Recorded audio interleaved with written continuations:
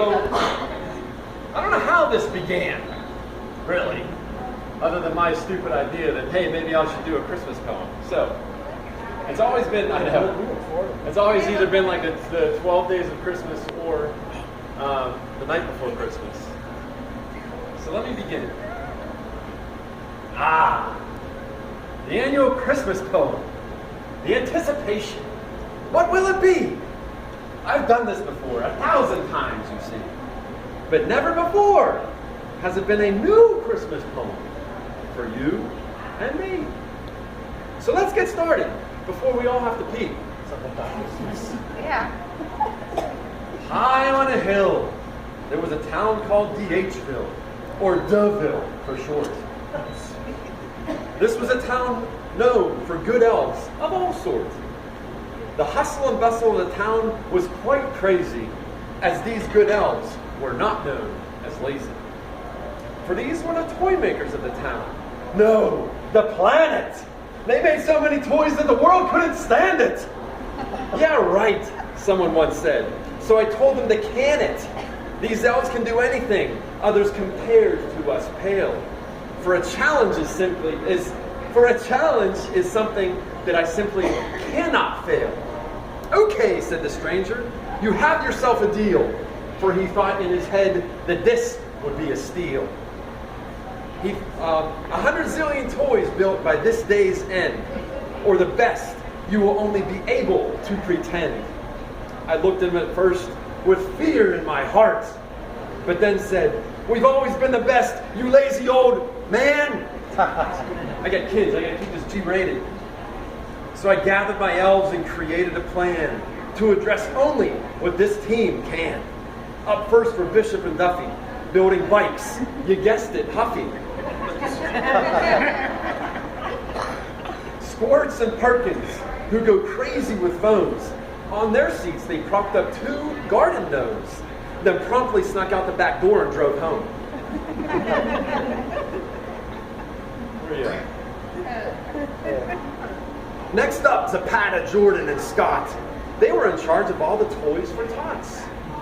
Cook and Company, teddy bears, and methadone and cookie batter. We may want to stay away from the latter. Nancy, Hess, Willis, and Kevin, trucks and ponies and chocolate from heaven. Radcliffe, Dudley, and Maloney were in charge of labor. Why them, you say? Don't ask me, they're your neighbor. And last, Petrosky, Ferguson, and Trissetti. These were the ones assigned to the winning confetti. I got your last name right too, right?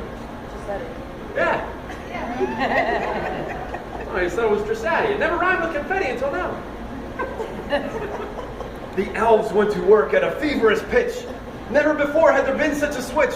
Everyone was working. Everyone was running, while Shanna was in her tanning bed sunning.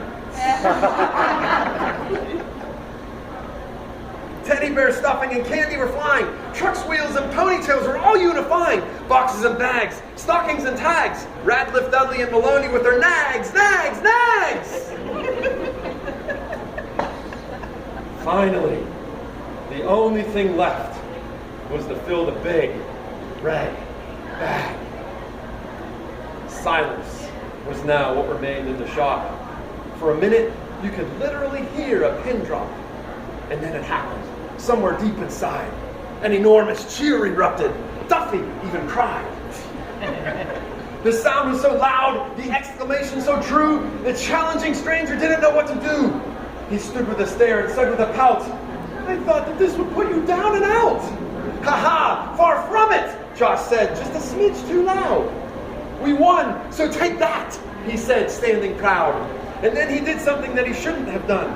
He started spinning wildly just for the fun, and promptly threw up his chilled eggnog and rum. But there was something else that we all came to see. We saw that what Christmas was really supposed to be. It's about coming together under the joy that it brings. A stable, some animals, and hay, the Savior. On each of us this day, God rests his favor. I wish you all good cheer with family and friends. From whence do they arrive? It depends. From east, west, south, and north. Someone that helps us find our true worth. So have a very Merry Christmas and holiday cheer. And to all a good night, for this Christmas near.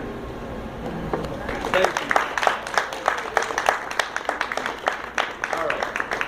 stove, the anticipation. I know Chris